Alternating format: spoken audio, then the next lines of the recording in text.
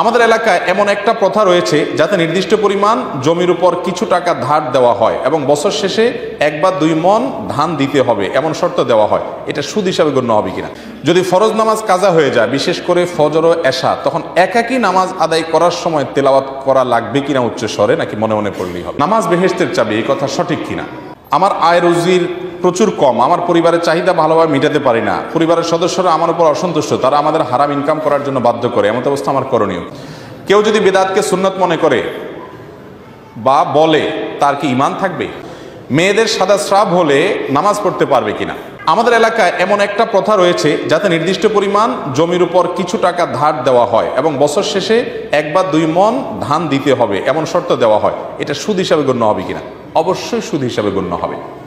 আমার জমি, আমি ওনাকে দিলাম, দিয়ে টাকা নিলাম।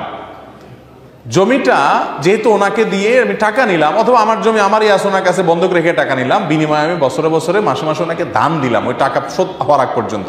কুল্লু কারদিন জাররা নাফআন ফাহুয়া রিবান, যে লোন দিয়ে তার বিপরীতে আপনার বেনিফিট আদায় করা হয়, এটাই কি? রিবা। যার কারণে আপনার এটা সুদ হিসাবে গণ্য হবে যে আপনি জমি, নির্দিষ্ট পরিমাণ জমি আপনি জমির বিনিময়ে জমি বন্ধক রেখে ধার দিলেন, আর বিনিময়ে জমির ফসল নিচ্ছেন, সেটা আরেক জিনিস, সেটাও না।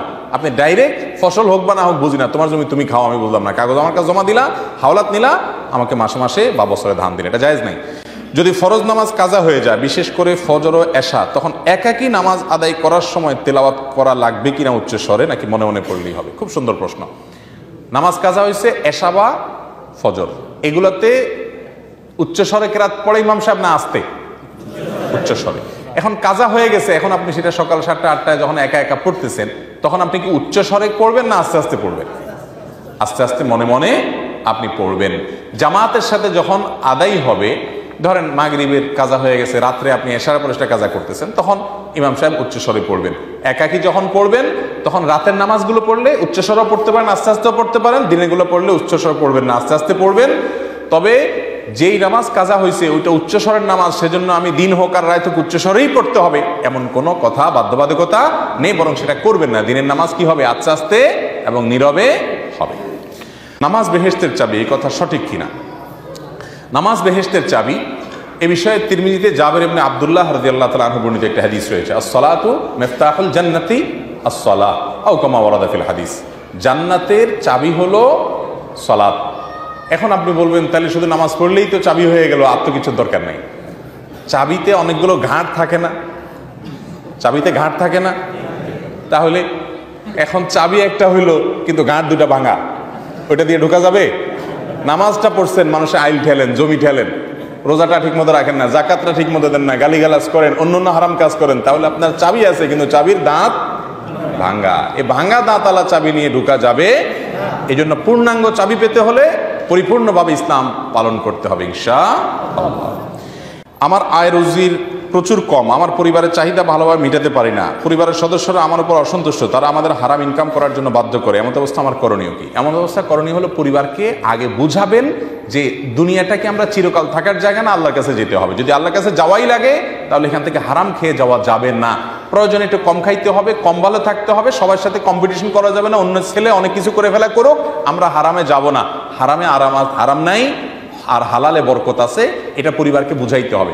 যদি পরিবার বুঝে আলহামদুলিল্লাহ, যদি না বুঝে বলে আমার কবরে তোমরা যাবে না, আমার আখিরাতে তোমার জবাবদিহি করা লাগবে না, আমি হারাম উপার্জন করতে পারবো না, মাও যদি বলে, স্ত্রীও যদি বলে, সবাইও যদি বলে, তাদেরকে বুঝে আনতে হবে। বুঝে আসলে ভালো, না আসলে বলতে হবে আমি হারাম উপার্জন করতে পারবো না, তোমাদের যা খুশি করো, শক্ত থাকতে হবে।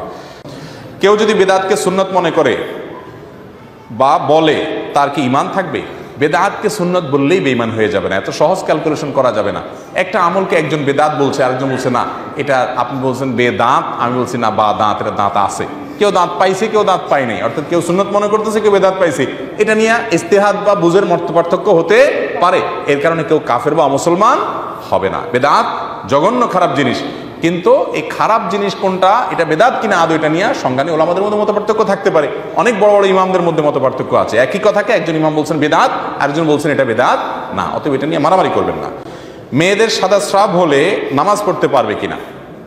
মেয়েদের যদি সাদা স্রাব হয়, তাহলে সেক্ষেত্রে পেশাবের পর যেরকম উজু করতে হয়, সাদা স্রাব বের হলে উজু করতে হবে। তার মাসিকের বাইরে অতিরিক্ত সময়, অসুস্থতার সময় সাদা স্রাব যেতে থাকে, তাহলে তিনি প্রতি ওয়াক্ত নিয়মিত যদি যেতে থাকে, প্রত্যেক ওয়াক্তের জন্য উজু করে কি করবেন, নামাজ পড়ে নেবেন, তাতে তার নামাজ হয়ে যাবে। আর সাদা স্রাব বের হলে ওই যে উজু ভাঙার মতো উজু ভাঙবে, এর কারণে গোসল ফরজ হবে না।